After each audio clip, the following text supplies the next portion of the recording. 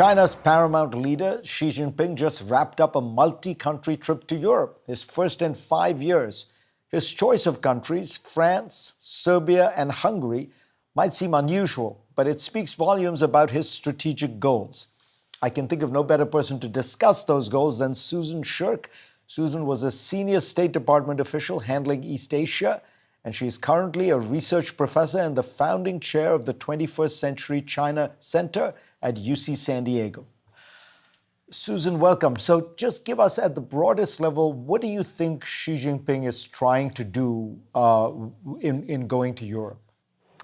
He's trying to win Europe back to China after a long period in which people in Europe are very critical of China's position, particularly on Russia's invasion of Ukraine, as well as on trade and human rights issues.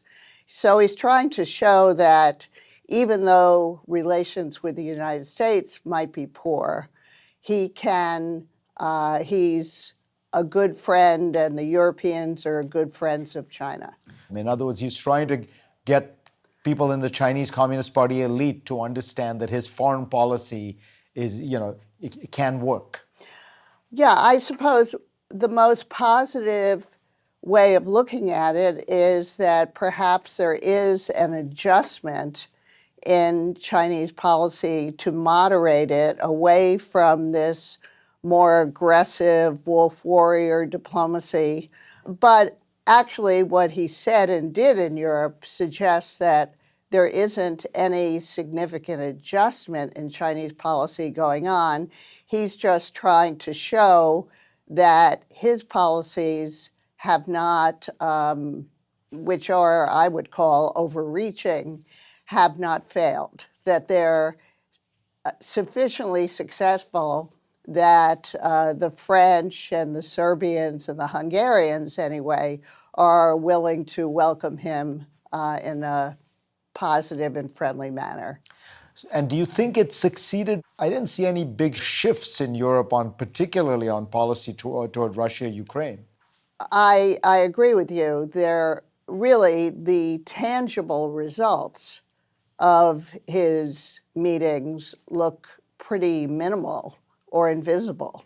And, right now, Xi is under a lot of pressure, especially from the United States, because it appears that his support of Putin has crossed a kind of red line in that although he's not giving Russia any military equipment per se, he is supporting the military-industrial complex in Russia and may be facilitating what will later be a Russian offensive, which is something that really is a core interest of the Europeans and the United States, that Russia does not win the war in Ukraine. And I think that perhaps Xi Jinping really doesn't understand that. He doesn't understand how important this issue is to the West.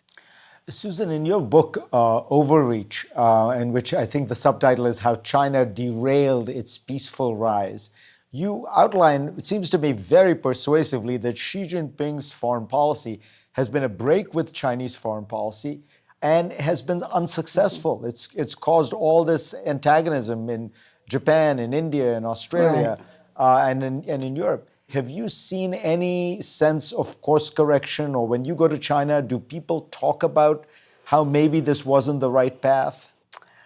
Well, people in the elite are critical of Xi Jinping's foreign policy, along with his domestic policies. And since the lockdown, the COVID lockdown, and the demonstrations that led to its sudden reversal, there's a surprising amount of dissatisfaction in China at the elite level and at least the middle class mass level. And I don't really know where all of that is going to lead, but I know that Xi Jinping must be very worried about it. I mean, look how rarely he has traveled abroad recently. He's been very preoccupied with China's domestic problems, especially its economic problems. But also, he's there having restored a more dictatorial form of communism that resembles Mao. And he's got to know, I'm sure he knows, that many of the other members of the elite don't agree with his policies, particularly in his kind of bromance with Putin. The Russia position of Xi Jinping is among the most unpopular of his overreaching, especially among the elite, which I think is a very important context for this trip to Europe. Susan Shirk, thank you.